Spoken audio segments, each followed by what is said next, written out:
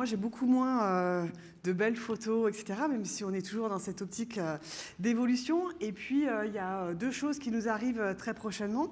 Pascal Donat parlait ce matin d'un train qui est en marche. Et effectivement, il arrive en gare en 2022. C'est le décret tertiaire et puis la nouvelle réglementation RE 2020. Donc globalement, l'idée là, c'est pas de vous rentrer dans le détail, mais de vous présenter les enjeux et les grandes lignes de ces deux réglementations.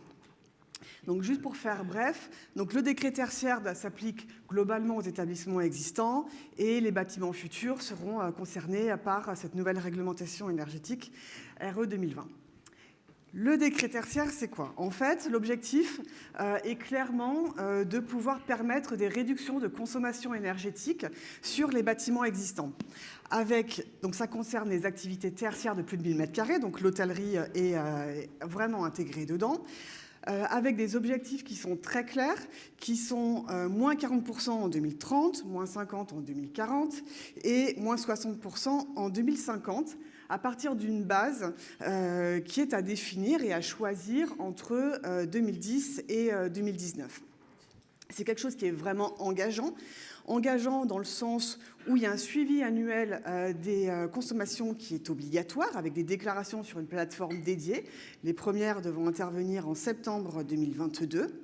Et c'est engageant parce que ça engage à la fois le propriétaire et le locataire. Donc là, plus question de se dire c'est l'autre qui devait faire ou c'est moi. Donc les deux sont engagés et les deux peuvent être condamnés soit à payer une amende, soit sur du name and shame, c'est-à-dire qu'on pourra dire que tel propriétaire ou tel exploitant n'a pas respecté les volontés de consommation, de réduction de ses consommations énergétiques. C'est quelque chose qui est important et c'est vrai que si on a regardé au niveau des hôtels et d'autres classes d'actifs les classements de consommation énergétique actuellement. Alors c'est quelque chose qui est en cours de déploiement pour les hôtels, mais ce qu'on voit, c'est que 15% des hôtels ont un classement qui est A ou B, alors qu'on est très loin derrière les bureaux, où on est à 38%, et le logement, on est à 22%. C'est quelque chose qui a l'air anodin comme ça. Ce qu'il faut savoir, c'est que par exemple aux Pays-Bas, donc c'est à côté, mais on sait que l'Europe a tendance à essaimer, tous les actifs qui auront un classement C ou plus ne seront plus ni louables ni vendables à partir de 2023. Donc c'est des choses qui pourraient être envisagées également en France.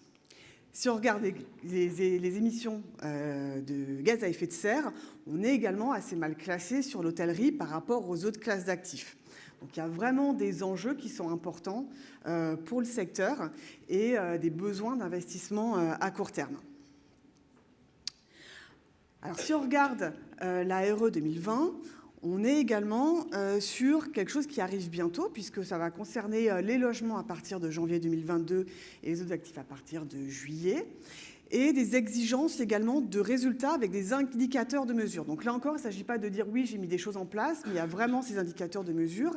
Et ce qui est intéressant, c'est que l'objectif est de prendre en compte l'ensemble du cycle de vie d'un bâtiment.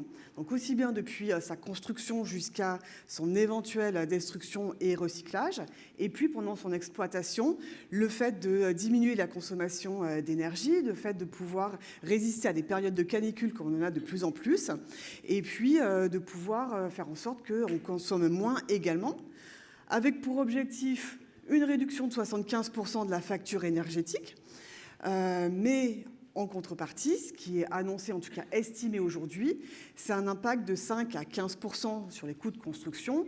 Certains, notamment le syndicat des logements, annoncent jusqu'à 30%. Donc on sait qu'aujourd'hui, il y aura un surcoût et il va falloir trouver une valeur derrière. Qu'est-ce qui peut nous faire inciter, au-delà de l'aspect purement climatique qui est important, à aller dans ce sens ? C'est déjà un certain nombre de subventions qui sont proposées et qui peuvent permettre de passer le cap. Même si pour certains, ce n'est pas forcément évident de s'y retrouver dans l'ensemble des subventions qui sont possibles. Ce qui va être important de regarder également en termes d'impact sur la valeur, c'est quand on regarde l'évolution des coûts de construction déjà sur les années passées, l'évolution du REVPAR, donc c'est la courbe en bleu, qui n'est pas toujours corrélé avec l'évolution des coûts de construction. On ne parle même pas de la dernière période qui vient de se passer. Et l'évolution de la productivité qui est plutôt en train de, au mieux, se stabiliser, au pire baisser, suivant la façon dont on le voit, on se dit qu'il va falloir retrouver quelque part cette valeur et donc ces coûts de construction qui vont augmenter. Alors parmi les arguments, on sait qu'on est en France, donc il y a toujours un peu le côté carotte et bâton. On a déjà un classement hôtelier qui va être plus sensible à tous ces efforts en termes de développement durable, puisque donc le nouveau classement qui apparaîtra au mois d'avril impose un doublement du nombre de critères liés au développement durable et un quadruplement des critères qui seront obligatoires. Ce qu'il y a aussi, c'est que, vous le savez, notamment si vous avez des projets de développement, on a des villes qui sont de plus en plus vertes, en tout cas, qui ont un label écologique assez marqué, avec des contraintes ou des conditions, on va dire, en termes de développement des immobiliers, donc avec notamment des principes de non-artificialisation des sols. Donc, on va reconstruire sur des friches existantes ou on va convertir des établissements existants. Et puis, des enjeux aussi en matière de tourisme durable, c'est-à-dire le fait de ne pas avoir non plus trop d'impact sur la population locale. Ça peut avoir d'autres effets également. Je ne sais pas si vous avez vu, c'est un petit peu annexe à l'hôtellerie, mais à Bordeaux, Zara qui a voulu faire une extension de son bâtiment, qui a été déboutée par la CDAC parce que la maison mère contribuerait à la maltraitance des Ouïghours en Chine. Donc ça va assez loin dans les critères qu'ils peuvent prendre en compte en matière d'autorisation. On a des destinations qui sont de plus en plus impliquées dans le tourisme durable avec des classements. Donc ça, c'est le classement ICCA, donc qui joue sur le tourisme d'affaires.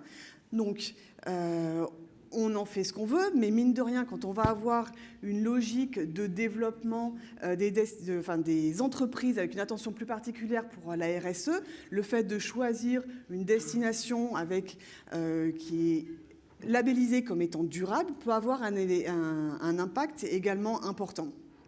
Après, on sait aussi bien que les labels se multiplient. On n'a pas vocation à favoriser des labels plutôt que d'autres. Et on voit que dans celui-ci, seules 2 destinations émergent. Ce qui est important aussi, c'est qu'on a des financeurs qui sont de plus en plus sensibilisés. Laurent Bigot en parlait ce matin.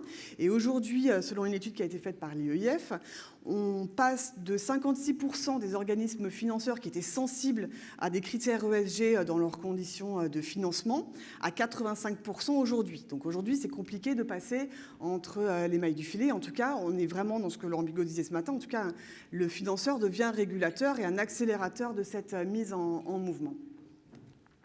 Et ce qui est intéressant au final, c'est de voir est-ce qu'il y a une valeur verte finalement, est-ce qu'on va retrouver l'investissement qu'on fait aujourd'hui plus tard. Alors il y a une étude qui a été faite par les notaires, notamment sur le suivi des diagnostics énergétiques. Donc là, il y a beaucoup de barres, je vais vous expliquer un petit peu. L'idée, c'est de dire, est-ce que lorsque j'ai un classement positif, donc A ou B, est-ce que je vais avoir un plus-value sur ma valeur de transaction. Donc là, on est plutôt sur du logement, puisqu'aujourd'hui, c'est le travail qu'ils ont fait. Il y a assez peu d'études, je dirais, sur un échantillon assez large sur d'autres actifs. Et ce qu'on voit, c'est qu'on a quand même une augmentation de ces plus-values qui, aujourd'hui, peuvent être globalement comprises entre 10 et 12%. Et que donc ces plus-values sont réelles et qu'elles ont tendance à augmenter dans le temps. Et à l'inverse, si on regarde les moins-values, ce qu'on voit, c'est qu'il y a vraiment des moins-values pour les actifs, donc là, en l'occurrence, du logement, qui sont mal classés, donc avec des classements F ou G, et qu'on est aussi à une tendance à l'augmentation de ces moins-values. Alors bien entendu, il y a des disparités en fonction des régions, en fonction des types d'actifs, mais en tout cas, ça donne également une indication. Alors nous, on s'est amusé un petit peu à essayer de faire ce calcul, et en se disant que donc l'objectif aujourd'hui, c'est de diminuer la consommation énergétique de l'ordre de entre 40 et 60%, 75% pour les bâtiments les plus élevés. Si on part du principe que dans une exploitation hôtelière, les charges d'énergie représentent entre 3% et 5% du chiffre d'affaires, On a regardé ce que ça pouvait donner techniquement, de manière assez basique, en termes d'impact sur la valeur. Alors bien entendu, c'est au-delà de toute considération de montant d'investissement qui serait investi, et de montant qui serait investi pour de l'investissement de rénovation et d'évolution des charges énergétiques, des charges de salaire notamment, pardon. Et on arrive finalement à des résultats qui font que si on part d'une base de 3% de chiffre d'affaires aujourd'hui en tant que consommation énergétique, on arrive à une augmentation de la valeur qui est comprise entre 3% si on a une réduction des consommations de l'ordre de 30% et de 6% si on est à 60% de réduction des dépenses énergétiques. Et si on fait ce même calcul, on est sur une base de 5%, on est sur des augmentations de valeur entre 6% et 11%. Donc voilà, c'est juste un petit calcul rapide, mais l'idée c'est vraiment de voir qu'effectivement, non seulement on est sur une urgence qui arrive, effectivement il va falloir s'y mettre, qu'on a quand même beaucoup d'éléments positifs et qui vont nous accompagner dans ce sens, et que logiquement, à terme, on aura quand même une augmentation des valeurs. Et je suis à votre disposition pour toute question. Je vous regarde tous là, si vous avez l'un peur. d'entre vous a une question, n'hésitez pas. L'objectif, c'est de vous rassurer, pas de vous faire peur. Hein, mais... Merci Sylvie, c'était très pédagogique et très clair.